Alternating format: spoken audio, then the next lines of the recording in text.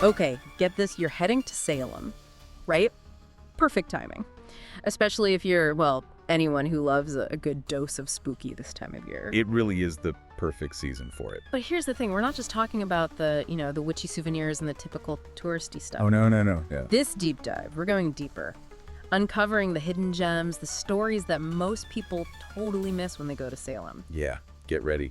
Because while Salem is known for its witchcraft history, let's be real. It's kind of their thing. Yeah, but there's more to it. We're about to break down this walking tour, and it reveals a whole other side of Salem.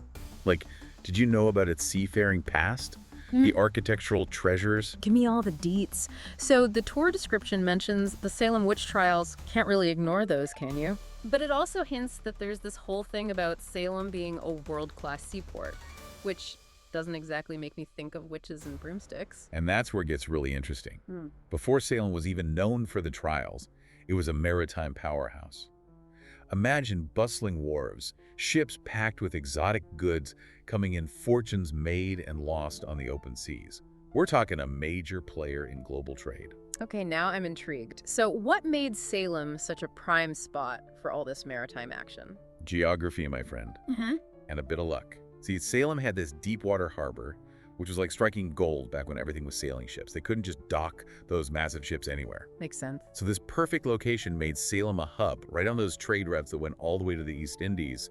Spices, silks, the good stuff, all flowing right through Salem. So we're talking like serious riches, global connection. This wasn't some like small town port. Oh, absolutely not. To give you an idea of just how big this was, one of the most successful trading ships ever, the Friendship of Salem, was built right there in Salem, made tons of trips to China, India, brought back all the sought-after goods, helped shape American tastes, you know. The Friendship of Salem, what a name. Okay, you're blowing my mind here, totally changing how I picture Salem. But I gotta ask, if this maritime boom was so huge, why don't we hear about it as much as, say, the witch trials? You know, it's a good question. It just shows how certain historical events can overshadow others, you know. Plus, we got to remember that Salem's time as a maritime superstar didn't last forever. Things started to decline around the mid-1800s, new technology, competition from other ports, and of course there was the Embargo Act of 1807 and then the War of 1812. Not great for business, let's just say that. Yeah, the good old days of trade wars and embargoes, never a dull moment. But still, it's amazing to think about those layers of history all happening in the same place. So we've got a city steeped in maritime history, but wait, there's more. We've got to talk about the spooky stuff, and the tour description mentioned they don't shy away from those ghost stories. Not at all. In fact, they've made sure to include some of the most supposedly haunted spots in Salem. Like the witch house, for instance. That's got to be high on the creepy list. Oh, definitely. The Witch House. You can guess from the name, it's tied right to the Salem witch trials. It's the only original building left in Salem with a direct link to that whole dark period. Wow, seriously? It's the home of Judge Jonathan Corwin, one of the judges who oversaw those trials. Judge Corwin. Whoa, that sends chills down my spine just thinking about it. I can only imagine what it must have been like in that house. All those accusations, the fear right there. Are there actual stories or legends about the house being haunted? Oh, tons. People say the witch house is like a paranormal hotspot. You hear about cold spots, weird noises, even shadowy figures. Visitors and people who've lived there have reported all kinds of things over the years. Well, yeah, I can see why. It's like stepping right back into that dark part of history. What about some of the other haunted hotspots on this tour? What makes them so special? Well, besides the witch house, they take you to the Old Town Hall, another place with tons of history. The Old Town Hall. That sounds promising. What's the deal with its ghosts? Any resident ghost celebrities? Okay, so the Old Town Hall's been around since the 1700s, right? It was Salem's center for everything. Wow. So it's seen it all. Good times, bad times, centuries of history within those walls. Yeah. I know. Yeah, there have to be some echoes of the past hanging around there. Exactly. And if you listen to the locals, one of the main presences there is a former caretaker who, well, didn't have the happiest ending. Oh no, what happened? It's a bit of a mystery, actually. Ooh, even better. Right.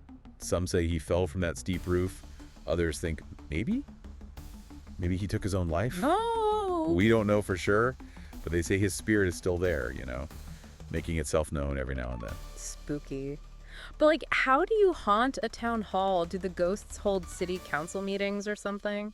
Well, luckily, it seems like our ghostly caretaker friend isn't too worried about local politics. That's a relief. But those who've been brave enough to be there after dark, they talk about strange noises, footsteps when there's no one else around, even feeling like something unseen is brushing past them. Classic ghost moves. Gotta love a good spine-tingling chill.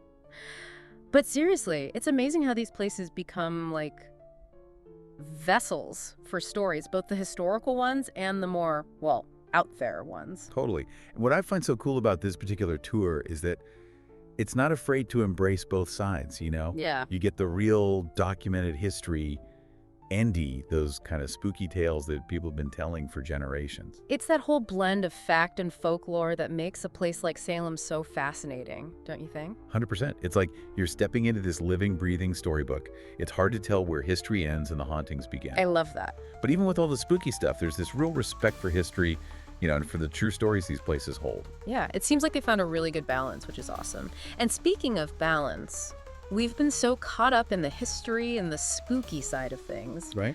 I almost forgot to ask about the practical details.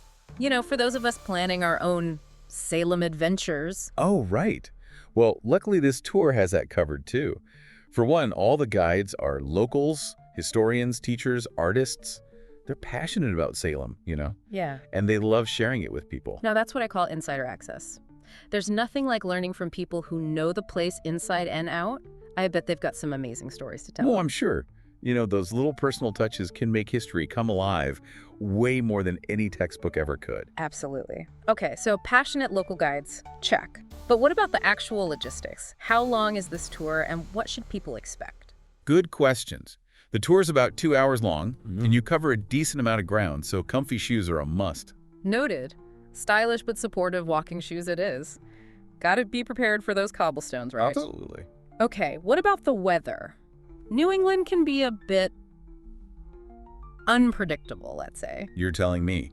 It could be sunny and beautiful 1 minute, then hailing the next, but don't worry, the tour goes on rain or shine, so maybe pack a light jacket or umbrella just in case. Okay, smart. Comfortable shoes, rain gear, a thirst for knowledge, and a healthy sense of adventure.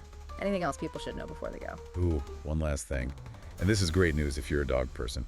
This tour is dog friendly. Now you're talking. Exploring history and maybe encountering a ghost or two with your furry friend by your side. Sign me up! That's the best news ever. I love that they're dog friendly. Like, history A&D dogs. It's the perfect combination. You said it. And speaking of perfect combinations, this deep dive into the Salem walking tour, it's been amazing. That's right. I came in thinking, okay, Salem, Halloween, witches, got it.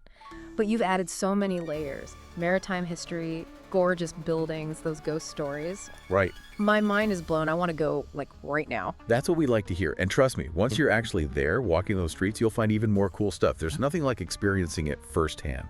No doubt. You've given me a whole new way to look at Salem. But with all this talk about historical styles and spooky encounters, is there anything else I should keep in mind? To really get the most out of the experience. That's a good question. You were really interested in all the architectural details, right? Yeah. Like the different periods, Georgian, Federal, Greek Revival. Oh, yeah.